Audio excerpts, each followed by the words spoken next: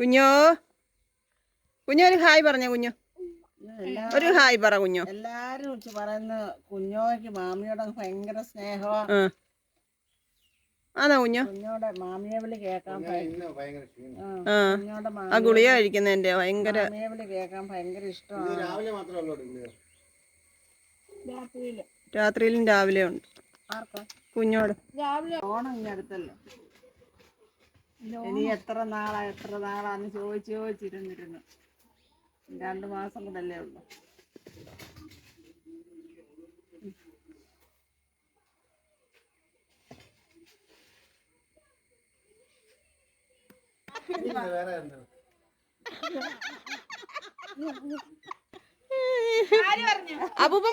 അപ്പൂപ്പൻ പഠിപ്പിച്ചാന്നോ കുഞ്ഞോ? എന്തോ ആന്റിയുടെ പേര് പറഞ്ഞ അമ്മാമി മറന്നുപോയി. എല്ലാം ആന്റി കൊണ്ട് തന്നെ കിട്ടിയെന്ന് പറയണം.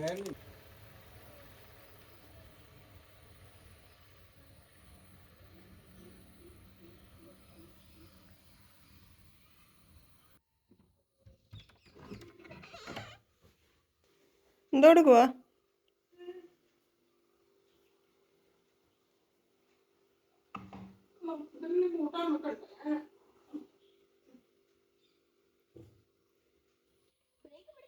ഇനി സൈക്കിൾ എടുക്കണ്ട.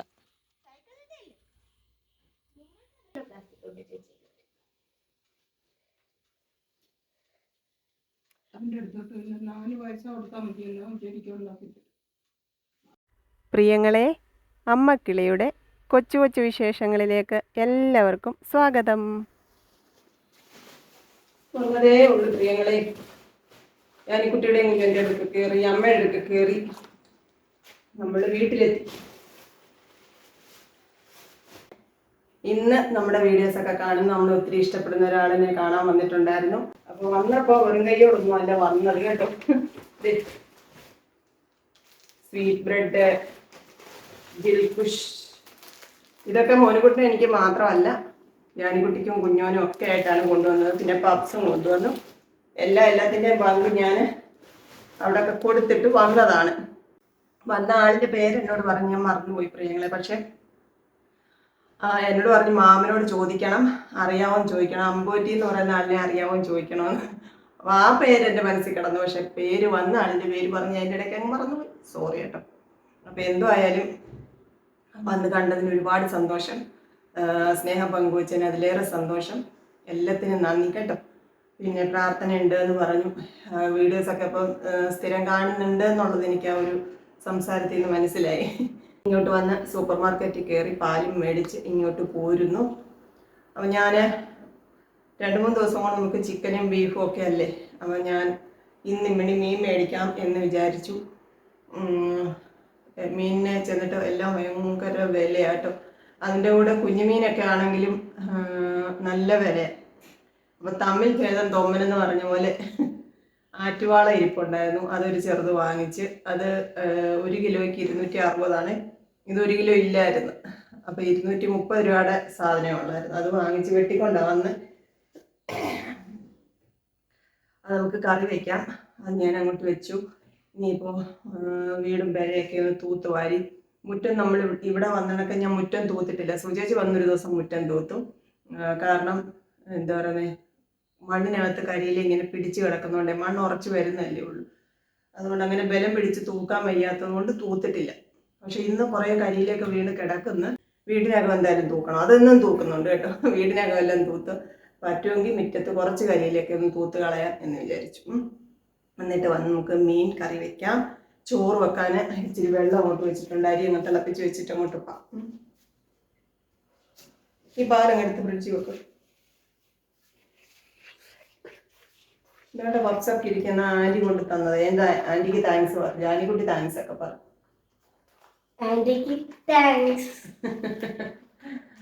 വേറൊരാൾ ഇന്ന് എന്തോ മെഡിസിൻ മേടിക്കാനോ മാസ്ക് മേടിക്കാനോ കൊണ്ട് വന്നു. വാങ്ങിച്ചിട്ടെന്ന് ചോദിച്ചു മോനിക്കുട്ടിൻ്റെ സുഖമാണോ.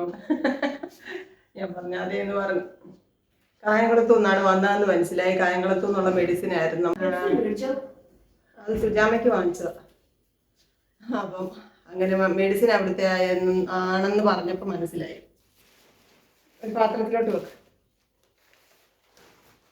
കണ്ണുനീർ താഴ്വരയിൽ ഞാനേറ്റം വലഞ്ഞിടുമ്പോൾ കണ്ണുനീർ വാർത്തവനൻ കാര്യം നടത്തിത്തരും. പുളിയും ജപമൊക്കെ കഴിഞ്ഞ് പ്രിയങ്ങളെ മീനൊക്കെ കഴുകി എടുത്ത് വെച്ചിട്ടുണ്ട്. നമുക്ക് ഇച്ചിരി ഇഞ്ചിയും വെളുത്തുള്ളിയൊക്കെ എടുക്കാം.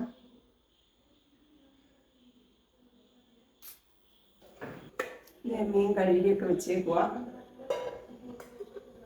ഞാനിങ്ങോട്ട് വന്നപ്പോൾ ഞാൻ ഓർക്കും പച്ചക്കറികളൊന്നും കിടക്കില്ല, എന്തെങ്കിലും തോരനോ മെഴുക്കുവരട്ടിയോ വെക്കണം, മീനും കറി വെച്ച് എന്ന് വിചാരിച്ചൊക്കെയാണ് വന്നത്. പക്ഷെ പച്ചക്കറി കടയിലോട്ട് കയറിയതുമില്ല. അങ്ങനെ വന്നപ്പോഴാണ് അമ്മ മുരിങ്ങയ്ക്ക തീയൽ വെക്കുമായിരുന്നു. അപ്പം എനിക്ക് ഇച്ചിരി തീയൽ തന്നു, മോരേറി ഇച്ചിരി തന്നു. അപ്പോൾ പിന്നെ മീനും കൂടെ കറി വെച്ചാൽ നമ്മുടെ അത്താഴം റെഡിയാണല്ലോ. ഇപ്പോൾ മോനുകൂട്ടൻ സ്കൂളിൽ ചോറ് കൊണ്ടുപോയി ഉച്ചക്കലത്തേക്ക്, അതുകൊണ്ട് ഞാനും കൊണ്ടുപോയി. ഒറ്റയ്ക്കൊക്കെ എനിക്ക് മാത്രമായിട്ടൊക്കെ എടുത്തോണ്ട് പോകാൻ എനിക്ക് മടിയാണ്. ഓരോന്ന് എടുക്കുമ്പോൾ പിന്നെ അതിൻ്റെ ഏറ്റവും മൂലയൊക്കെ കാണും, അതൊക്കെ കൊണ്ട് ഞാനും കൊണ്ടുപോകും.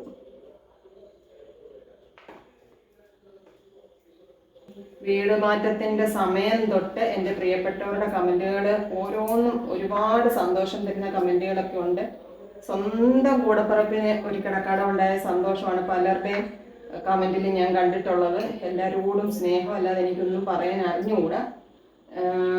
എങ്ങനെയാണത് പ്രകടിപ്പിക്കേണ്ടത് എന്നൊന്നും എനിക്ക് അറിഞ്ഞുകൂടാ കേട്ടോ. ഞാൻ എൻ്റെ പ്രിയങ്ങളോട് പറഞ്ഞില്ലേ, നമ്മൾ പല കാര്യങ്ങളും പല സമയത്ത് പ്ലാൻ ചെയ്ത് വെക്കുന്ന പോലെ ഒന്നും നടക്കത്തില്ല. ഞാൻ 2025 ചെയ്യണം എന്ന് കരുതിയ കാര്യങ്ങളൊക്കെ എനിക്ക് മാറ്റി വെക്കേണ്ടി വന്നു. 26 ചെയ്യാം എന്ന് കരുതി മാറ്റി വെച്ചു. പക്ഷേ 2026 എന്ന് പറയുന്നത് നമ്മൾ ജനുവരിയിൽ നമ്മുടെ ജീവിതം തകിടം മറിഞ്ഞു.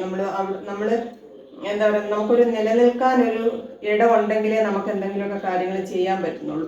അപ്പം അങ്ങനെ ഒരു ഇടത്തു നിന്ന് നമ്മൾ വേറൊരിടത്തേക്ക് പറിച്ചു നടേണ്ടി വന്നു. അങ്ങനെ ആയപ്പോൾ ഞാൻ ഈ 26 ചെയ്യണം എന്ന് വിചാരിച്ചിരുന്ന കാര്യങ്ങൾ എനിക്ക് സ്റ്റോപ്പ് ചെയ്യേണ്ടി വന്നു. പക്ഷേ എന്താ പറയുക, ഇനിയിപ്പോഴെങ്കിലും ഇതൊന്നും നടക്കില്ല എന്ന് ഞാൻ വിചാരിച്ചിരുന്നിടത്തൊക്കെ ദൈവം അത്ഭുതകരമായിട്ട് നീ വിചാരിക്കുന്നത് പോലെ ഒന്നും അല്ല എന്ന രീതിയിൽ എന്നെ നടത്തുകയാണ് പ്രിയങ്ങളെ. പറയാൻ കാരണം എന്താ പറയുക, നിങ്ങളുടെ സ്നേഹം എനിക്ക് ദൈവം തന്ന ഒരു അനുഗ്രഹമാണ്. ആ ഒരു സ്നേഹത്തിൻ്റെ പേരിലും കൂടിയാണ്, നിങ്ങളുടെ പ്രാർത്ഥനയുടെ പേരിലും കൂടിയാണ് എൻ്റെ ജീവിതത്തിൽ എന്തെങ്കിലുമൊക്കെ നന്മകൾ തന്നിട്ടുള്ളത്. അതുകൊണ്ട് നിങ്ങളോടുള്ള സ്നേഹം ഒരിക്കലും അവസാനിക്കില്ല എന്നുള്ളതാണ് സത്യം കേട്ടോ. പിന്നെ ഇതിനകത്ത് ഒരുപാട് പേര് നെഗറ്റീവ് പറയുന്നവരുണ്ട്, കുറ്റം പറയുന്നവരുണ്ട്, കളിയാക്കുന്നവരും ഒക്കെ ഉണ്ട്. ഞാനതൊന്നും മൈൻഡ് ചെയ്യാറില്ല പ്രിയങ്ങളെ, എനിക്കതിനൊന്നും സമയമില്ല. നമ്മൾ അതിൻ്റെയൊക്കെ പുറകെ പോയാൽ നമുക്ക് ചെയ്ത് തീർക്കാൻ കുറേ കാര്യങ്ങളുണ്ട്, അതൊക്കെ മുടങ്ങിപ്പോകും. അപ്പം നമ്മൾ അതൊന്നും മൈൻഡ് ആക്കാതെ പോവുക എന്നുള്ളതല്ലാതെ വേറെ മാർഗങ്ങളില്ല. ഈ സർവൈവ് ചെയ്യുന്നവരുടെ ഒരു എന്താ പറയുക ജീവിതം, അങ്ങനെ ചില ജീവിതങ്ങൾ കാണുന്നതും എനിക്കത് പറയാതിരിക്കാൻ പറ്റാത്തതുകൊണ്ട് ഞാൻ ഇടയ്ക്ക് എപ്പോഴോ രേണുസുതി എന്നുള്ള ആളിൻ്റെ കാര്യം ഞാൻ പറഞ്ഞു കേട്ടോ. അവരെങ്ങനെയും ജീവിച്ചോട്ടെ, എപ്പോഴൊക്കെയോ അവരുടെ പല വീഡിയോസും ഞാൻ കണ്ടിട്ടുണ്ട്. എന്താ പറയുന്നത്, അവരെ ജീവനോടെ ക്രൂശിലേറ്റുകയാണ്, ഒരുപാട് അവരെ മാർക്കറ്റ് ചെയ്തു, അതാണ് സത്യം. അവരിപ്പം നമ്മുടെ യൂട്യൂബിൽ വ്ലോഗ് ചെയ്യുന്നവരാണെങ്കിൽ പോലും പലരുടെയും വ്ലോഗിൻ്റെ ഒരു കണ്ടന്റ് തന്നെ രേണുസുതി തന്നെയായിരുന്നു. പറയാൻ ആഗ്രഹിച്ചിട്ടില്ല, നമ്മൾ എന്തിനാണ് അങ്ങനെയുള്ള കാര്യങ്ങൾ എടുത്തിടുന്നതെന്ന് വിചാരിച്ചിട്ട് പറഞ്ഞിട്ടില്ല. പക്ഷെ എനിക്ക് പലപ്പോഴും ബുദ്ധിമുട്ട് തോന്നിയിട്ടുണ്ട് ഇങ്ങനെയുള്ള കാര്യങ്ങൾ കാണുകയും കേൾക്കുകയൊക്കെ ചെയ്യുമ്പോൾ. ഒരു സ്ത്രീ അല്ലേ, ഒരു കുഞ്ഞിൻ്റെ അമ്മയല്ലേ എന്നൊക്കെ ഞാനും വിചാരിച്ചിട്ടുണ്ട് കേട്ടോ.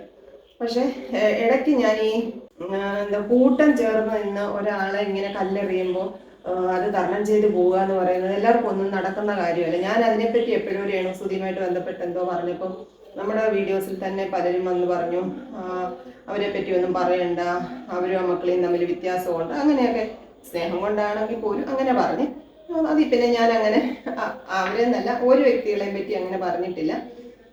പക്ഷെ ഇപ്പോൾ നമ്മൾ കുറേ കാര്യങ്ങളൊക്കെ അവർ തന്നെ റിവീൽ ചെയ്തു. അപ്പം എനിക്ക് പറയാതിരിക്കാൻ പറ്റാത്തത് കൊണ്ട് ഞാൻ എൻ്റെ പ്രിയങ്ങളോട് പറയുകയാണ്, പ്രാർത്ഥിക്കുക. ഞാൻ എൻ്റെ പ്രിയപ്പെട്ടവരോട് എൻ്റെ സർവൈവൽ സ്റ്റോറീസ് ഷെയർ ചെയ്ത കൂട്ടത്തിൽ ഞാൻ പറഞ്ഞിട്ടുണ്ട്. ക്യാൻസർ ആണെന്ന് ഡോക്ടർ എന്നോട് പറയുമ്പോൾ എനിക്ക് വിഷമം തോന്നിയിട്ടില്ല. എനിക്ക് ക്യാൻസർ വന്നല്ലോ എന്നോർത്ത് ഞാൻ സങ്കടപ്പെട്ടില്ല. എനിക്കതിനെപ്പറ്റി ഒരു ആദ്യം തോന്നിയില്ല. ഞാൻ വേറെ ഏതോ ലോകത്തായിരുന്നു ആ സമയത്ത് എന്ന് ഞാൻ ചിന്തിച്ചിട്ടുണ്ട് കേട്ടോ. അതേപോലെ ഞാൻ കരഞ്ഞു എൻ്റെ കുഞ്ഞുങ്ങളെ ഓർത്ത്, പ്രത്യേകിച്ച് മോനുകുട്ടിനെ ഓർത്ത്. മുത്ത് ഒരു 10 വയസ്സുള്ള കുഞ്ഞാണ്. അവന് വിശക്കുമ്പോൾ ആഹാരം താനും പറയാനുള്ള ഒരു ത്രാണിയുണ്ട്. പക്ഷെ മോനുകുട്ടിന് അങ്ങനെയല്ല. അപ്പൊ അതേപോലെ ഒരു സ്ഥാനത്തുള്ള ഒരു അമ്മയാണ് അവരും അതാണ് പറഞ്ഞത്. എനിക്ക് ക്യാൻസർ ആണെന്ന് അറിഞ്ഞപ്പോഴല്ല ഞാൻ കരഞ്ഞത്, എൻ്റെ റിതപ്പനെ ഓർത്തിട്ടാണ് ഞാൻ കരഞ്ഞത്. അപ്പനും അമ്മയില്ലാതെ ഒരു കുഞ്ഞ് വളരുക എന്ന് പറയുന്നത് എത്രയൊക്കെ ആൾക്കാരുണ്ടെന്ന് പറഞ്ഞാലും അതൊരു വേദന തന്നെയാണ്. അപ്പൊ നമുക്ക് എൻ്റെ പ്രിയപ്പെട്ടവര് എന്നോടൊപ്പം ചേർന്ന് നിന്ന് എൻ്റെ പല സങ്കടങ്ങളിലും കൂടെ നിന്നവരാണ്. എൻ്റെ പല വേദനകളും നിങ്ങളും ഏറ്റെടുത്തിട്ടുള്ളവരാണ്. ഞാൻ ഓരോ തവണ ഹോസ്പിറ്റലിൽ പോകുമ്പോഴും നിങ്ങൾ എനിക്ക് വേണ്ടി പ്രാർത്ഥിച്ചിട്ടുണ്ട്. അപ്പോൾ നമ്മൾ എല്ലാവരും എന്നെ പോലെ ഒരു അസുഖത്തിൽ നിന്ന് രക്ഷപ്പെട്ട് ഈ ഭൂമിയിൽ ഇപ്പം ജീവിച്ചിരിക്കുന്ന എല്ലാവരും പ്രാർത്ഥിക്കുന്ന ഒരു കാര്യം, അതേപോലെ ഒരു അവസ്ഥ ഒരാൾക്ക് വരരുതെന്നാണ്. അതിപ്പോൾ നമ്മുടെ മുമ്പിൽ നമ്മളെ വെട്ടാൻ ഓങ്ങി നിൽക്കുന്നവരാണെങ്കിൽ പോലും അവർക്ക് പോലും ഇങ്ങനെ ഒരു അവസ്ഥ വരരുതെന്ന് എല്ലാവരും പ്രാർത്ഥിക്കും. അങ്ങനെ അല്ലാത്തവരുണ്ടോ എന്ന് എനിക്ക് അറിഞ്ഞുകൂടാ കേട്ടോ. അതുകൊണ്ട് എന്താ പറയുന്നത്, ഒരാളുടെ പേഴ്സണൽ ലൈഫ് ഒന്നും നമുക്ക് ചെയ്യേണ്ട കാര്യമില്ല.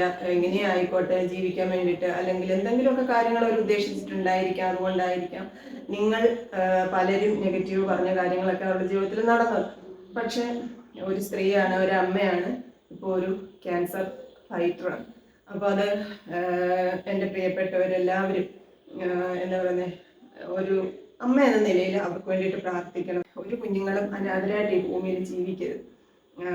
അമ്മയുണ്ട്, അച്ഛനുണ്ട് എന്ന് പറഞ്ഞാൽ പോലും പല കുഞ്ഞുങ്ങൾ അനുഭവിക്കുന്ന പ്രയാസങ്ങൾ നമുക്കറിയാം. നമ്മൾ കൺമുമ്പിൽ കണ്ടുകൊണ്ടിരിക്കുകയാണ് അവരനുഭവിച്ച വേദനകൾ, അവർ തരണം ചെയ്ത ജീവിത സാഹചര്യങ്ങളൊക്കെ. അപ്പോൾ അതൊരു പ്രായം വരെ വേണം. അതിനുശേഷം അവരൊന്ന് പറക്കമുറ്റിയാൽ ചിലപ്പോൾ അവർക്ക് ആവശ്യമില്ലായിരിക്കും. പക്ഷെ അതുവരെ വേണമല്ലോ. അപ്പോൾ അവരെ ജീവിതത്തിലേക്ക് തിരിച്ചു കൊണ്ടുവരാൻ നമുക്ക് ദൈവത്തോട് പ്രാർത്ഥിക്കാം. എനിക്ക് കുറേ ദിവസങ്ങളായിട്ട് നമ്മൾ സോഷ്യൽ മീഡിയയിൽ ഇങ്ങനെയുള്ള കാര്യങ്ങൾ കേൾക്കുന്നുണ്ടെങ്കിലും ഞാനത് ആള് തന്നെ വന്ന് റിവീൽ ചെയ്യുന്ന ഒരു വീഡിയോ കണ്ടു, അവരുടെ ചാനലിലൂടെയും ഞാൻ കണ്ടു. അതുകൊണ്ടാണ് ഞാൻ ഇന്നലെയാണ് അത് കണ്ടത്. അപ്പോൾ ഇന്നലെ ഞാനത് വിചാരിച്ചതാണ് പറയണമെന്ന്. ഇന്നലെ ഞാൻ വീഡിയോ എടുത്തില്ല. അതുകൊണ്ട് ഞാൻ ഇന്നിത് പറഞ്ഞതേ ഉള്ളൂ. ഇതിനെപ്പറ്റി ഒരു നെഗറ്റീവ് പോലും എൻ്റെ പ്രിയപ്പെട്ടവരാരും ഇതിനകത്ത് പറയരുത്.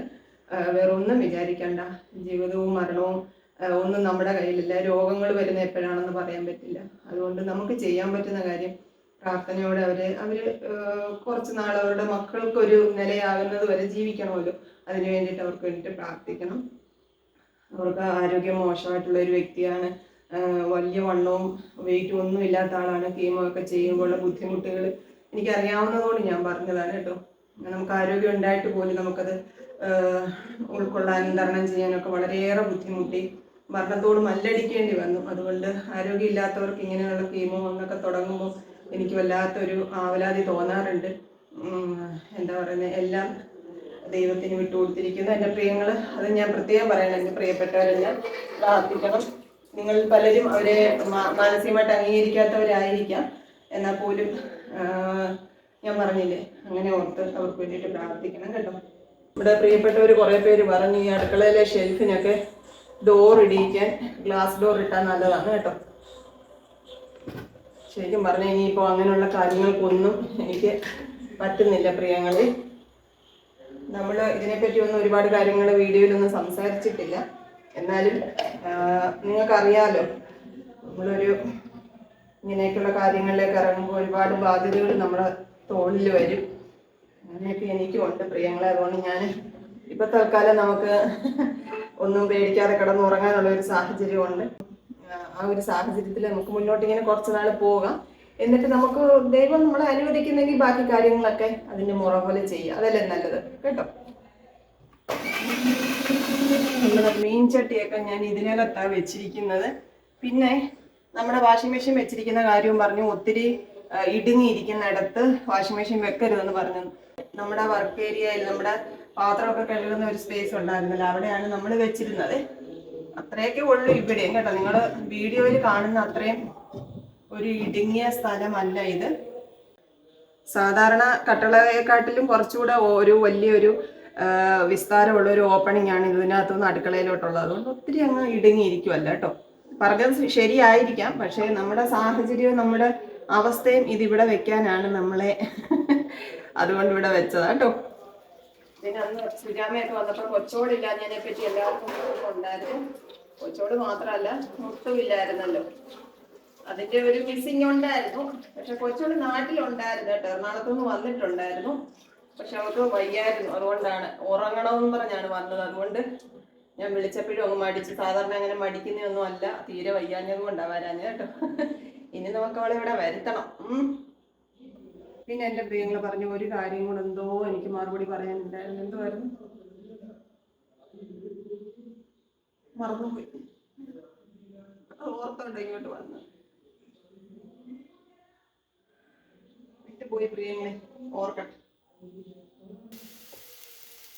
സുജാമയൊക്കെ പോയതിൻ്റെ പിറ്റേ ദിവസമൊന്നും ഞാൻ വീഡിയോ എടുത്തില്ല. കാരണം അവർ വന്ന ദിവസങ്ങളിലൊക്കെ കണ്ടിന്യൂസ് ആയിട്ട് വീഡിയോ എടുത്ത് ഫോണിൻ്റെ സ്റ്റോറേജ് ഒക്കെ അങ്ങ് ഫുള്ളായി. പ്രിയങ്ങളെ, നമ്മൾ ദിവസവും വീഡിയോസ് എടുക്കുന്നതല്ലേ, അതിൻ്റെ കൂടെ നമുക്ക് വീഡിയോ എഡിറ്റിങ്ങും എല്ലാ കാര്യങ്ങളും ഈ ഫോണിൽ തന്നെ ചെയ്യുന്നത് കൊണ്ട് സ്റ്റോറേജ് ഒരു വിഷയമാണ്.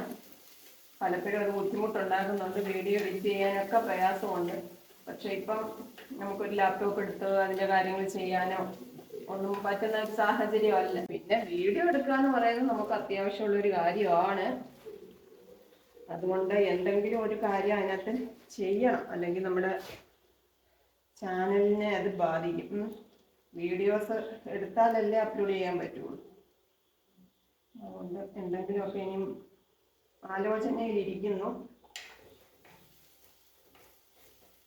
എന്തായാലും ഫോൺ ഒരു വിഷയമായിട്ടിരിക്കുകയാണ് ഇപ്പോൾ.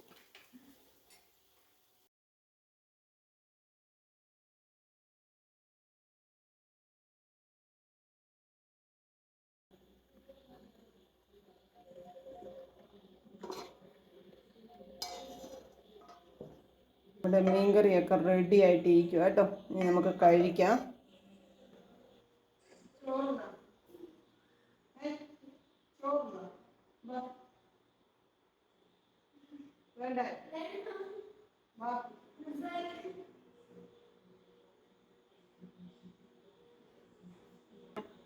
സുജാമയൊക്കെ വന്നതിൻ്റെ അന്ന് ഞാൻ പറഞ്ഞില്ലേ, വന്നതിന് പിറ്റേന്ന് ഉച്ചയൊക്കെ ആയപ്പോഴാണ് സുജേച്ചിക്ക് ഗ്യാസ് കയറി ഛർദ്ദിക്കുകയൊക്കെ ചെയ്തു. സുജാമ ഇങ്ങനെ കിടക്കുകയോ ഇരിക്കുകയൊക്കെ ചെയ്യുമായിരുന്നു. ത്രൂ ഔട്ട് മൊത്തം അങ്ങ് ഛർദ്ദിച്ചു കേട്ടോ. അതുകൊണ്ട് ആ ക്ഷീണം കൊണ്ട് സുജേച്ചി അവിടെ കിടക്കുമായിരുന്നു. അത് കഴിഞ്ഞപ്പോൾ ഞങ്ങൾ നോക്കുമ്പോൾ കുഞ്ഞോന് ചൂട് കൊണ്ടിട്ട് ഞങ്ങൾ പാരസെറ്റമോൾ കൊടുത്ത് ചൂട് കൂടണ്ടാന്ന് ഓർത്തിട്ട്. പക്ഷെ രാത്രിയിലൊക്കെ ചൂടായിരുന്നു. ഞാൻ രാവിലെ പറഞ്ഞു ഹോസ്പിറ്റലിലും കൊണ്ടുപോകാൻ പറഞ്ഞു. അതിൻ്റെ കൂടെ കുക്കുവിന് ഒരു ചെറിയ വയ്യാഴി ഉണ്ടായിരുന്നു. അത് പനിയൊന്നുമല്ല, കുറേ ദിവസം കൊണ്ട് അവർക്കൊരു ക്ഷീണം ഉണ്ടായിരുന്നു. ഞാനപ്പം പറഞ്ഞായിരുന്നു ഡോക്ടറെ കാണിക്കാനൊക്കെ. അപ്പം ഞാൻ പറഞ്ഞെന്നാൽ കുഞ്ഞിനെയും കൊണ്ട് പോകുമ്പോൾ നീയും കൂടെ ഒരു ഡോക്ടറെ കാണുമെന്ന് പറഞ്ഞു. അങ്ങനെ കുക്കുവും കുഞ്ഞോനും കൂടെ രാവിലെ ഡോക്ടറെ അടുത്ത് പോയി. കുഞ്ഞോന് വൈറൽ ഫീവർ പോലെ ആയിരുന്നു കേട്ടോ. അതിന് മെഡിസിനൊക്കെ കൊടുത്തു കുഞ്ഞിന്. പക്ഷെ അതുകൊണ്ട് ഇന്ന് ഞാൻ ചെന്നപ്പോഴും ഭയങ്കര ക്ഷീണമുണ്ട്. ആ മരുന്ന് കഴിക്കുന്നതിൻ്റെതായിരിക്കും. കുറേ ദിവസം എടുക്കുമല്ലോ ഇതൊന്ന് വിട്ടു പോകാൻ വേണ്ടിയിട്ട്. അപ്പം എന്താ പറയുന്നത്, അതിൻ്റേതായിരിക്കും. നല്ല ക്ഷീണമുണ്ട്. കുക്കുവിനും മരുന്നൊക്കെ കൊടുത്തേക്കുന്ന ഇല്ലെന്നുണ്ടെങ്കിൽ കുറവില്ലെന്നുണ്ടെങ്കിൽ സ്കാനിങ് ഒക്കെ പറഞ്ഞിട്ടുണ്ട്. നമ്മുടെ സന്തോഷങ്ങൾക്കെല്ലാം ഒരു ലിമിറ്റ് വെക്കുന്നതാണ് നല്ലത് എപ്പോഴും, അല്ലേ? അല്ലെന്നുണ്ടെങ്കിൽ നമുക്ക് ഇങ്ങനെയുള്ള ചെറിയ സങ്കടങ്ങളൊക്കെ വരുമ്പോൾ നമുക്കങ്ങോട്ട് പെട്ടെന്ന് അങ്ങോട്ട് അക്സെപ്റ്റ് ചെയ്യാൻ ബുദ്ധിമുട്ടാണ്. ഒട്ടും വിചാരിക്കാത്ത ഒരു വിഷമമായിരുന്നു അവർ രണ്ടും ഇപ്പോൾ വയ്യാതെ വന്നത് കേട്ടോ. ഷാജേട്ടൻ അതിന് വഴക്ക് പറയുകയും ചെയ്തു, നീ സമയത്ത് ആഹാരം കഴിക്കാനിട്ടാ, ചോറുണ്ണാതെ ചക്ക കഴിച്ചിട്ടാ എന്നൊക്കെ പറയുകയും ചെയ്തു.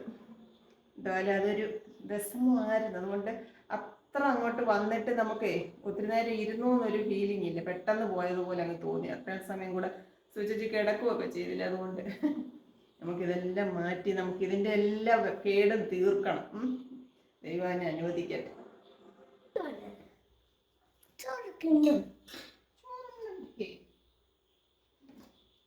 തീയല അമ്മ വെച്ച തീയല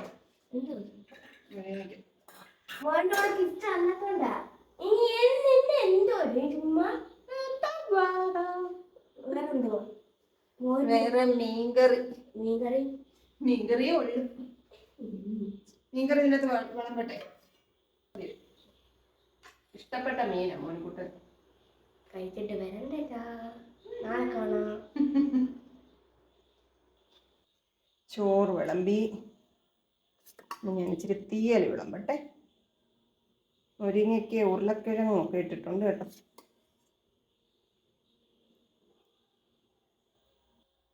ഇനി നമ്മുടെ മീൻകറി. ഇനി ഇച്ചിരി മോരൊഴിക്കട്ടെ. ഇന്നലെ അമ്മ നമ്മുടെ മാവേൽ മാങ്ങ അച്ചാറിട്ടു. പിന്നെ ജാതിക്കായുടെ തോട്, ഇഷ്ടംപോലെ ജാതിക്കയുണ്ട് അവിടെ കേട്ടോ അമ്മയ്ക്ക്. അമ്മ അടത്തിയിട്ട് അതിൽ തോട് കടുമാങ്ങ ഇടുന്ന പോലെ ഇടും. നല്ല രുചിയാണ്. പക്ഷെ കുറച്ച് ദിവസം ഇരിക്കണം, അതിൻ്റെ ആ തോടിന് കട്ടിയുള്ളതായത് കൊണ്ടൊന്ന് ഉപ്പൊക്കെ പിടിക്കണം. അപ്പോൾ അതും അച്ചാറിട്ട് തന്നായിരുന്നു ഇന്നലെ. നമുക്ക് ഇച്ചിരി കടുമാങ്ങ കൂട്ടാം, മറ്റേത് റെഡി ആവട്ടെ. വേണ്ട കടുമാങ്ങ. അപ്പം ഞാൻ കഴിക്കട്ടെ പ്രിയങ്ങളെ. എൻ്റെ ചക്കര മുത്തുമണികളോടെല്ലാം സ്നേഹം, സന്തോഷം. എല്ലാവരെയും പ്രാർത്ഥനയിൽ ഓർക്കാറുണ്ട്. വെറുമാക്കല്ല, സപ്പോർട്ട് ചെയ്യുന്നവരെല്ലാം ദൈവത്തിങ്കിൽ സമർപ്പിക്കാറുണ്ട്. എൻ്റെ പ്രിയപ്പെട്ടവരോട് വീണ്ടും വീണ്ടും സ്നേഹം. നാളെ കാണാം കേട്ടോ. Tata, okay, bye bye, see you. കൊച്ചു കൊച്ചു വീട്ടുവിശേഷങ്ങളുമായി വീണ്ടും കാണാമേ.